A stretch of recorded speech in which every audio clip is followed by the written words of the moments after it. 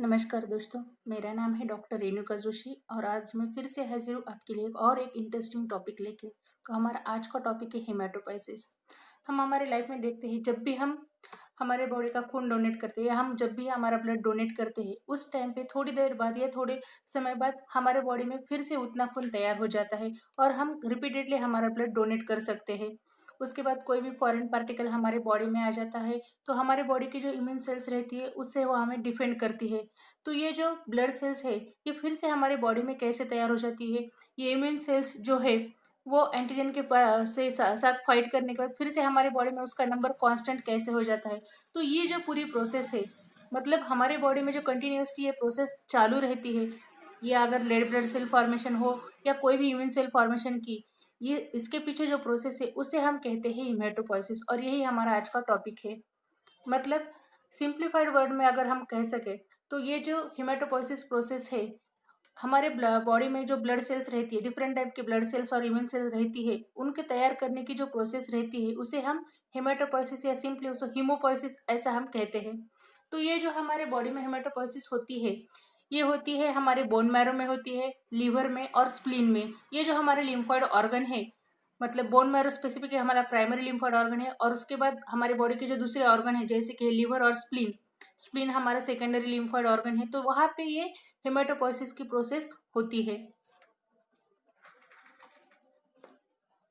मतलब हमारी बॉडी इस हेमेटोपोइसिस की प्रोसेस के साथ हमारे बॉडी के जो डिफरेंट ब्लड सेल्स है वो तैयार कर सकती है, और ये जो प्रोसेस है ये स्टार्ट हो जाती है हमारे एम्ब्रियो में ही। मतलब जब एम्ब्रियो डेवलप होता है मदर की बॉडी में, जब फीटस डेवलपमेंट स्टार्ट हो जाता है, एम्ब्रियो तैयार होता है, तो उसी एम्ब्रियो डेवलपमेंट के दौरान ये प्रोसेस स्टार्ट हो जाती है। मतलब हमारे जन्म से पहले ही ये प्रोसेस जो है वो स्टार्ट हो जाती है, और ड्यूरिंग हमारे लाइफ ये प्रोसेस कंटिन्यू रहती है। मतलब थ्रू आउट हमारे लाइफ ये हेमेटोपोइसिस की प्रोसेस कंटिन्यू रहती है। इसी की वजह से हमारे जो खून जो है ये कंटिन्यूसली हमारे बॉडी में तैयार होते रहता है।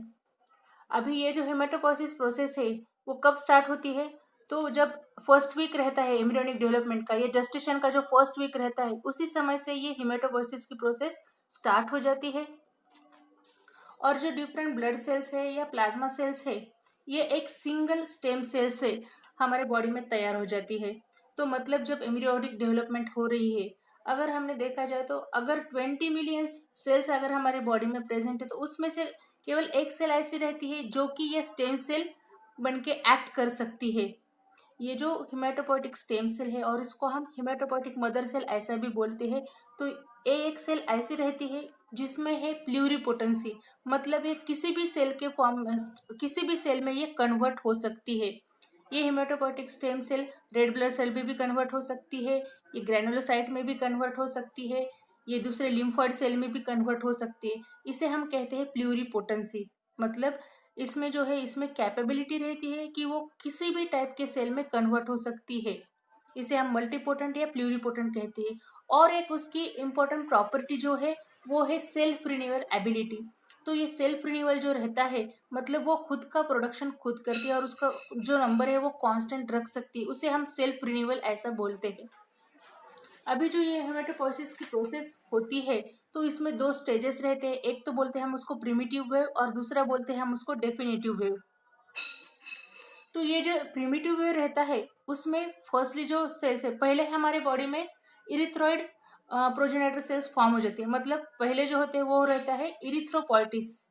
Erythropoiesis it means formation of red blood cells, इसे हम इरिथ्रोपोइसिस ऐसा बोलते हैं। मतलब पहले आरबीसीज हमारे बॉडी में तैयार होना शुरू हो जाता है। इसका यूज़ क्या है? क्योंकि एम्ब्रियो की डेवलपमेंट प्रॉपर होने के लिए उसे ऑक्सीजन लगता है, और ये जो आरबीसीज रहती है ये ऑक्सीजन सप्लाई करने का काम करती है। इसीलिए पहले हमारे बॉडी में ये और एम्ब्रियो में इरिथ्रोपोइसिस स्टार्ट हो जाता है, जो कि प्रमोट करता है formation of red blood cells which initiate the tissue oxygenation. मतलब ये टिश्यूज को ऑक्सीजन सप्लाई करता है जिसकी वजह से एम्ब्रियो फास्ट ग्रो हो जाता है। उसके बाद जो इरिथ्रॉइड प्रोजेनेटर सेल्स रहती है ये फर्स्टली प्रेजेंट रहती है ब्लड आइसलैंड में, और उसके बाद योक सैक में। मतलब एम्ब्रियो का जो योक सैक रहता है वहाँ पे ये प्रिलिमिनरी डेवलपमेंट उसकी हो जाती है। ये जो प्रिमिटिव वेव रहती है वो ट्रांजिटरी रहती है। और erythroid progenitor cells, these are not the pluripotent cells and do not have the renewal capability. मतलब ये जो एक बार अगर हिमेटोपोइटिक स्टेम सेल का कन्वर्जन अगर इरिथ्रॉइड प्रोजेनेटर सेल में हो गया तो उसके बाद उससे सिर्फ आरबीसीज फॉर्म हो सकती है, लेकिन वो खुद का कॉन्सेंट्रेशन मेंटेन भी नहीं कर सकती और उसमें सेल्फ रिन्यूअल एबिलिटी भी नहीं रहती। मतलब ये जो दो प्रॉपर्टीज है जो कि हिमेटोपोइटिक स्टेम सेल में है, उसका अगर कन्वर्जन प्रोजेनेटर सेल में हो गया तो उसके बाद ये एबिलिटी लॉस्ट हो जाती है। अभी डेफिनेटिव हिमेटोपोइसिस में क्या रहता है, हिमेटोपोइटिक स्टेम सेल जो है वो है, हमें मालूम है कि वो मल्टीपोटेंट है और किसी भी टाइप की सेल्स वो दे सकते हैं। डेफिनेटिव फेज में बोले तो हम ऐसा बोल सकते हैं कि डेफिनेटिव फेज में उसका कन्वर्जन प्रोजेनेटर सेल और प्रिकर्सर सेल में हो जाता है। एक बार अगर उसका कन्वर्जन प्रोजेनेटर या प्रिकर्सर सेल में हो गया तो उसका जो फॉर्मेशन है, उसकी जो एबिलिटी है दूसरे सेल में कन्वर्ट होने की, वो रेस्ट्रिक्ट हो जाती है। मतलब वो सिर्फ स्पेसिफिक टाइप के सेल में कन्वर्ट हो सकती है। अभी इस फिगर से हम ऑब्जर्व कर सकते हैं कि ये प्रोडक्शन कैसे हो रहा है। तो फर्स्टली है हमारे ये हिमेटोपोइटिक स्टेम सेल, जिसे हम हिमेटोपोइटिक प्रोजेनेटर सेल या हिमेटोपोइटिक स्टेम सेल कहते हैं। तो इसे और एक नेम है, इसको हम हिमेटोपोइटिक मदर सेल ऐसा भी कह सकते हैं। तो ये है हमारी मल्टीपोटेंट सेल जिसमें कि है सेल्फ रिन्यूअल एबिलिटी है। तो फर्स्टली ये जो हिमेटोपोइटिक स्टेम सेल रहती है, जो जिसका नंबर बहुत कम रहता है हमारे बॉडी में, वो पहले कन्वर्ट हो जाती है दो टाइप के सेल लिनिएज में। एक तो रहती है वो लिम्फॉइड प्रोजेनेटर सेल में कन्वर्ट हो जाती है और दूसरी हो जाती है माइलॉइड प्रोजेनेटर सेल में। तो अभी ये जो दोनों भी प्रोजेनेटर सेल्स है इसमें सेल्फ रिन्यूअल एबिलिटी प्रेजेंट है, क्योंकि अभी इसका कन्वर्जन प्रिकर्सर सेल में नहीं हुआ है। जब इसका कन्वर्जन प्रिकर्सर सेल में हो जाएगा तो अगेन इसकी जो मल्टीपोटेंसी है और इसकी सेल्फ रिन्यूअल एबिलिटी है ये लॉस्ट हो जाएगी। अभी इस लिम्फॉइड प्रोजेनेटर सेल से पहले बी सेल की प्रिकर्सर सेल तैयार हो जाती है जिससे कि बी सेल फॉर्म हो जाती है। उसके बाद टी सेल के लिए प्रिकर्सर सेल्स तैयार होती है जिससे कि टी सेल की डेवलपमेंट होती है। अभी ये बी सेल जो है वो प्राइमरी लिम्फोइड ऑर्गन जो कि है बोन मैरो उसमें तैयार होते हैं। उसके बाद टी सेल्स जो है वो उनके प्रिकर्सर सेल्स के साथ वो थाइमस जो कि है हमारा प्राइमरी लिम्फोइड ऑर्गन उसमें उनकी डेवलपमेंट हो जाती है। उसके बाद है नेचुरल किलर सेल। तो ये नेचुरल किलर सेल की जो प्रिकर्सर सेल है उससे उसका कन्वर्जन नेचुरल किलर सेल में हो जाता है। दूसरा जो सेल लिनेज है जो कि हिमेटोपोइटिक स्टेम सेल से फॉर्म हो रहा है वो है माइलॉइड प्रोजेनेटर सेल। तो माइलॉइड प्रोजेनेटर सेल से ग्रैनुलोसाइट की प्रिकर्सर सेल तैयार हो जाती है जिससे कि हमें 3 डिफरेंट टाइप्स के ग्रैनुलोसाइट मिल जाते हैं। वो है न्यूट्रोफिल है, इओजिनोफिल है और बेसोफिल है। इन्हें अभी ग्रैनुलोसाइट क्यों कहते हैं, क्योंकि इनमें साइटोप्लाज्मिक ग्रैन्यूल्स प्रेजेंट रहते हैं, इसलिए हम इन्हें ग्रैनुलोसाइट बोलते हैं। उसके बाद है अग्रैनुलोसाइट में है मोनोसाइट और मैक्रोफाज सेल्स, उनकी प्रिकर्सर सेल से उनका फॉर्मेशन भी हो जाता है। उसके बाद प्लेटलेट में इस माइलॉइड प्रोजेनेटर सेल से प्लेटलेट्स भी तैयार हो जाते हैं और माइलॉइड प्रोजेनेटर सेल से फॉर्मेशन होता है इरिथ्रॉइड प्रिकर्सर सेल का और उसके बाद उससे आरबीसीज हमें मिल जाती है। अभी हम देखेंगे कि इन डिफरेंट जो ब्लड सेल्स हमने देखे तो इन ब्लड सेल का फंक्शन क्या है। अभी ह्यूमन बॉडी में क्या रहता है, up to 5 million RBCs present रहती है। उसके बाद 1.5 लाख से 4 लाख तक प्लेटलेट्स भी प्रेजेंट रहती है और 4000 से 11000 तक व्हाइट ब्लड सेल्स उनके बॉडी में प्रेजेंट रहती है। अभी एक एक करके हम इन इम्यून सेल्स का या इन ब्लड सेल्स का फंक्शन देखेंगे। तो फर्स्टली है हमारी रेड ब्लड सेल्स है। तो ये जो रेड ब्लड सेल्स रहती है इनका प्रोडक्शन स्टिमुलेट होता है, कब स्टिमुलेट होता है, जबकि हमारे बॉडी में ऑक्सीजन कम हो जाता है तब इनका सिंथेसाइज का रेट जो है वो बढ़ जाता है। क्योंकि इन आरबीसीज का मेन फंक्शन क्या है कि ये हमारे बॉडी में ऑक्सीजन ट्रांसपोर्ट करते हैं। तो ये लो ऑक्सीजन डिटेक्ट करते हैं हमारे किडनीज। हमारी किडनी में से एक स्पेसिफिक टाइप का ग्रोथ फैक्टर जो है वो सीक्रेट होता है, उसे हम कहते हैं इरिथ्रोपोइटिन। तो ये इरिथ्रोपोइटिन जब भी ऑक्सीजन का अमाउंट लो हो जाता है हमारे बॉडी में ये सीक्रेट किया जाता है और ये इसके सीक्रेशन के साथ जो आरबीसीज का प्रोडक्शन है वो इंक्रीज हो जाता है। अभी जो मैच्योर आरबीसीज या इरिथ्रोसाइट्स रहते हैं वो पेरेंट सेल से स्मॉल रहते हैं और उनमें न्यूक्लियस अब्सेंट रहता है। अभी जो आरबीसीज है उसे हम रेड ब्लड सेल्स कहते हैं। तो उसका रेड कलर जो है वो किस वजह से है, क्योंकि उसमें हीमोग्लोबिन प्रेजेंट रहता है और वो ऑक्सीजन कैरी करता है, मतलब RBCs these are acts as an oxygen carriers.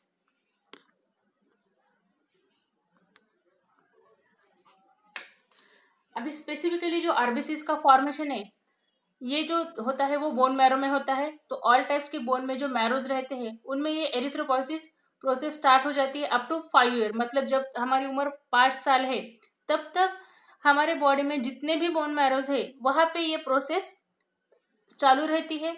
उसके बाद लार्ज लेग जो बोन्स है उसमें है टीबिया, फीमर, उसमें भी एरिथ्रोपोइसिस होती है अप टू 20 ईयर्स।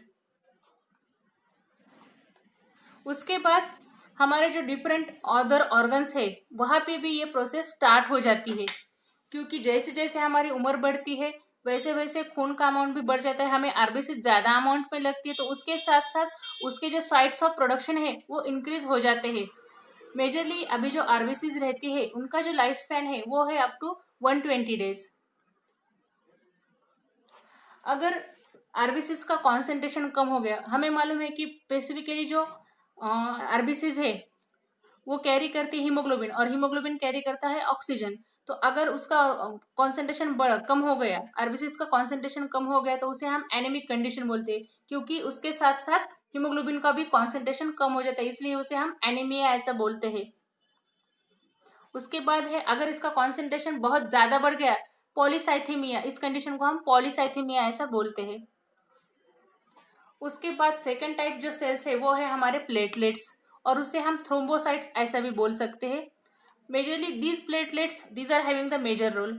ये प्लेटलेट्स जो रहती है ये मेजर रोल फॉर्म करती है, क्योंकि these are responsible for the clot formation, मतलब हमारा ब्लड क्लॉट करने का काम जो है ये प्लेटलेट्स करती है।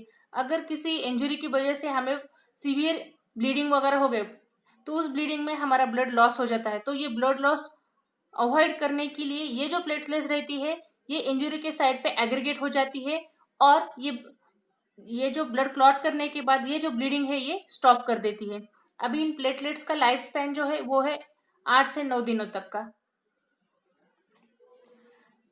अगर ये प्लेटलेट का कॉन्सेंट्रेशन कम हो गया तो इस कंडीशन को हम बोलते हैं थ्रोम्बोसाइटोपेनिया। उसके बाद जो दूसरे सेल्स है वो है हमारे व्हाइट ब्लड सेल्स, और इसे हम ल्यूकोसाइट ऐसा भी बोलते हैं। अभी leuco it means colourless and cyte means cells, means these are the colourless cells, so due to that we are call it as a white blood cells, मतलब इसको कोई कलर नहीं रहता, इसलिए हम इसे ल्यूकोसाइट या व्हाइट ब्लड सेल्स ऐसा बोलते हैं। मेजरली ये जो डब्ल्यूबीसीज रहती है ये हमारे इम्यून सिस्टम की मेजर सेल्स है, और ये हमारे बॉडी को प्रोटेक्ट करती है किसी भी इन्फेक्शन से। अभी इसमें दो टाइप्स रहते हैं, एक तो है ग्रैनुलोसाइट और अग्रैनुलोसाइट। तो उसमें जो ग्रैनुलोसाइट्स है ये ग्रैनुलोसाइटिक सेल्स में जो है उनके अंदर जो साइटोप्लाज्म रहता है उसमें फार्माकोलॉजिकली एक्टिव ग्रैन्यूल्स रहते हैं, इसलिए इन सेल्स को हम ग्रैनुलोसाइट ऐसा बोलते हैं। और उसको अलग एक नाम जो है वो है पॉलीमॉर्फोन्यूक्लियर ल्यूकोसाइट्स। अभी जो ग्रैन्यूल्स इसके अंदर प्रेजेंट रहते हैं वो ग्रैन्यूल्स जो रहते हैं वो रहते हैं packets of membrane bound enzymes, मतलब इनके अंदर एंजाइम्स रहते हैं, डिफरेंट एंजाइम्स रहते हैं जो जिसमें कि डिफरेंट एक्टिविटीज रहती है। और ये जो एंजाइम्स रहते हैं या ग्रैन्यूल्स रहते हैं इनका फंक्शन क्या है और उसका रोल क्या है कि कोई भी फॉरेन पार्टिकल जैसे कि है बैक्टीरिया है, फंजा है या कोई भी पैरासाइट है उनको डिस्ट्रॉय करने का काम ये एंजाइम्स करते हैं। अभी ये ग्रैनुलोसाइट्स जो है ये 3 टाइप्स की ग्रैनुलोसाइट्स है। इसमें फर्स्ट टाइप है अभी न्यूट्रोफिल्स। मेजरली ये जो न्यूट्रोफिल्स रहती है ये फैगोसाइटिक एक्टिविटी दिखाती है, मतलब ये फैगोसाइट कर सकती है, इंजेस्ट करती है फॉरेन पार्टिकल को जैसे कि बैक्टीरिया है या फंजा है और उनको डिस्ट्रॉय कर देती है। उसके बाद सेकेंडली है इनमें इओजिनोफिल्स है। तो ये जो इओजिनोफिल्स रहती है जो पैरासाइटिक इन्फेक्शन रहती है इसमें इनका रोल रहता है, और ये एलर्जिक इन्फ्लेमेटरी रिस्पॉन्स दिखाती है, मतलब इन्फ्लेमेशन जो आता है हमारे बॉडी पे वो जो रिस्पॉन्स दिखता है वो इओजिनोफिल की वजह से दिखता है। उसके बाद है बेसोफिल्स।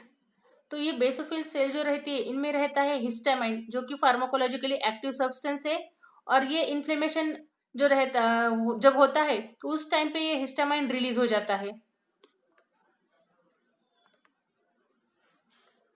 अभी अगर न्यूट्रोफिल का कॉन्सेंट्रेशन कम हो गया तो उस कंडीशन को हम बोलते हैं न्यूट्रोपेनिया। उसके बाद ल्यूकोसाइट का पूरा कॉन्सेंट्रेशन कम हो गया तो उसको हम ल्यूकोपेनिया बोलते हैं। अभी दूसरे टाइप के सेल्स है अग्रेनुलोसाइट, तो उसको हम मॉर्फोन्यूक्लियर ल्यूकोसाइट ऐसा भी बोलते हैं। अभी इसमें कोई भी प्रकार के ग्रेन्यूल्स प्रेजेंट नहीं रहते हैं, लेकिन इनमें स्पेसिफिक टाइप के एंजाइम रहते हैं जो कि फॉरेन पार्टिकल को डिस्ट्रक्ट कर सकते हैं, उसे हम लाइसोसोम्स बोलते हैं। और उसमें लाइसोजाइम एंजाइम प्रेजेंट रहता है जो कि ये फॉरेन मटेरियल को डाइजेस्ट करने का काम करते हैं। इसमें भी अभी डिफरेंट टाइप्स है। इसमें है लिम्फोसाइट है, तो इन लिम्फोसाइट में है बीट सेल्स, टी सेल और नेचुरल किलर सेल्स।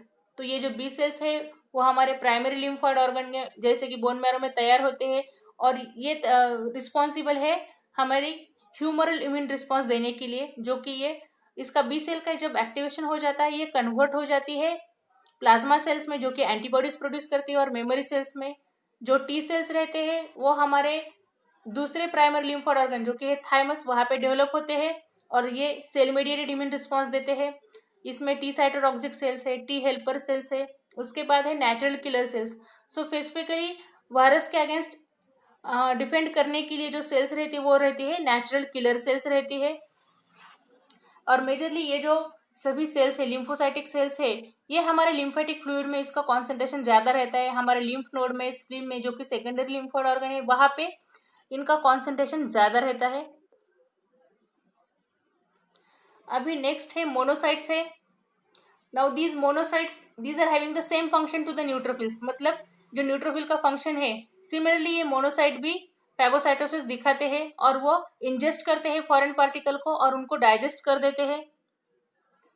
ये मोनोसाइट हमारे बॉडी में सर्कुलेट हो जाते हैं। उसके बाद जब ये मोनोसाइट टिश्यू स्पेसेस में ट्रांसपोर्ट होते हैं तो उनकी साइज बढ़ जाती है और उनकी फैगोसाइटिक एक्टिविटी भी इंक्रीज हो जाती है, तो इनको हम तब मैक्रोफाज ऐसा बोलते हैं, which are having the similar activity and within, मगर मतलब हमारे डिफरेंट बॉडी ऑर्गन्स में ये ट्रांसपोर्ट हो जाती है।